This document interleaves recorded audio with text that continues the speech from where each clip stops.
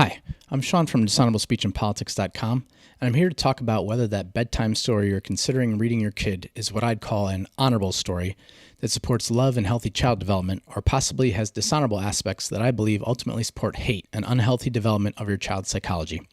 Now, I'll be the first to admit I'm not a psychologist. I'm just a guy who's given a significant amount of thought to how words affect people, as you can check out on my website. And I present my ideas for you to accept or reject as you like, with a few jokes thrown in here and there, so hopefully you won't hate me even if you don't agree with me. I'm only half joking about that because I will be talking about some Dr. Seuss books, and I know how some of those can feel sacred to many a sir or ma'am. Oh yes I do, Sean I am. But being serious though, I'm not out to get any books banned or canceled or put on some list of you're bad if you read these to your kids. So let's just all take a deep breath. And with that said, in this first video, I'll outline what I believe are some good themes and messages for children's stories. Plus, I'll talk about some types of dishonorable themes and messages that could show up in children's stories. In the second video in this series, I'll provide a list of 29 books that I believe don't contain dishonorable messages, and 20 that I'm on the fence about and call out possible issues with. In the final video in this series, I'll list 11 stories that I feel do contain dishonorable messages. Plus, I'll discuss what I think those messages are, what the damages of those messages may be on your child, and in certain cases, how you may be able to edit the book yourself or request that the author edit the book to remove or alter those messages. My focus was on books for children up to and including 5 years of age, as I believe these are some of the most formative years. I mean for your kid, not for you, although with how much the little ones can test this, they might actually be the most formative years for the parents as well.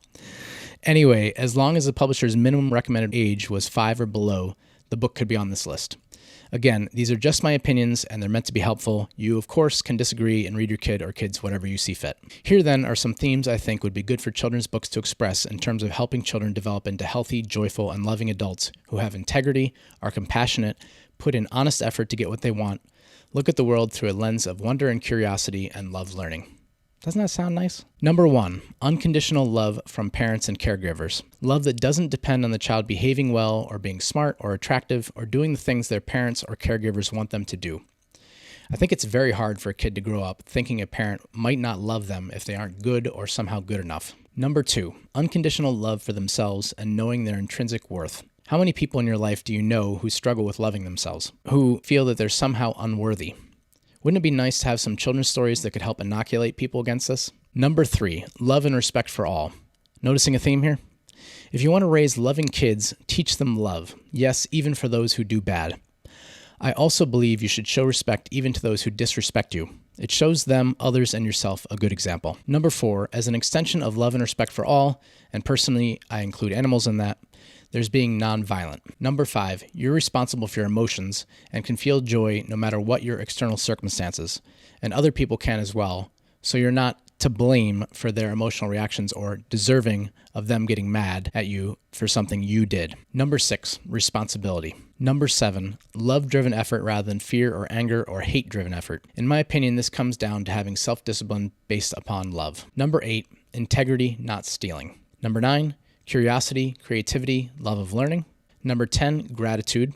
Number 11, it's okay to be silly. Here are some themes, even if subtly expressed, that I wouldn't like to see in children's stories because I think they go against children developing into healthy, joyful, and loving adults who have integrity, are compassionate, curious, put in honest effort to get what they want, and love learning. Number 1, parents and caregivers will only love you if and when you're good or smart or attractive or do what they want. Number 2, you have no worth unless you're doing what a parent or someone else wants, which conveys that basically you're a tool for someone else's satisfaction. Number 3, bad people deserve to be punished and treated as less than human. It's okay to cheer for their demise and have a lack of compassion for them, such as for bullies.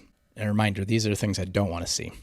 Number 4, words that talk about and or images that show violent punishment of children. Number 5, no one's responsible for their own emotions or the way they feel. You're a victim of your surroundings, and people can cause you to be angry, such as when they're mean, say bad or ignorant things, or don't do what you want. Number 6, magic can save you from discomfort, such as from having to put in effort and or take responsibility. Number 7, you should try to get away with putting in the least effort you can. As long as you win or get a good result, you're good. Number 8, it's okay to bend the truth, to lie, if it saves you from discomfort or makes your life easier.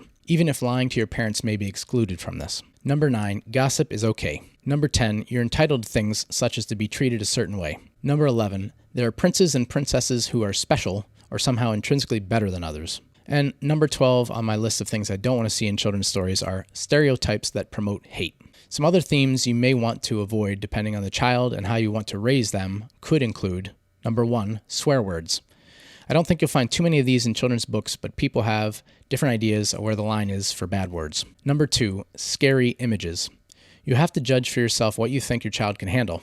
A mother once told me her 3 or 4-year-old watched Jurassic Park, and she was worried the kid was going to have nightmares until the kid said, "It's not real, Mommy." And then she was the one who had nightmares, not the kid.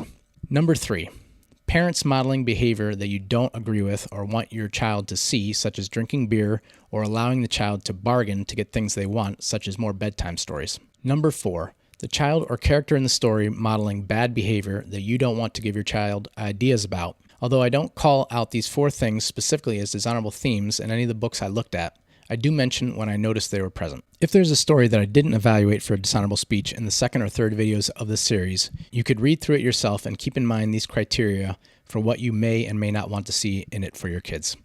A lot of books are read aloud on YouTube these days, so you could preview them there, which is something I wish I had thought of before I went to the library and almost got kicked out of the children's section for being an unaccompanied adult picking through children's books.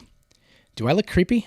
Don't answer that. One other way to search for possible dishonor in a book that's not on my list is to look at the worst reviews, like 1 or 2 star reviews of the book on Amazon.com. There you can see what other people may have objected to and decide if you agree or not. That brings me to the end of this first video. In the second, I'll give a list of 29 books I didn't identify dishonor in and 20 that I believe may have some issues with them. Please subscribe to my channel, and thank you for watching.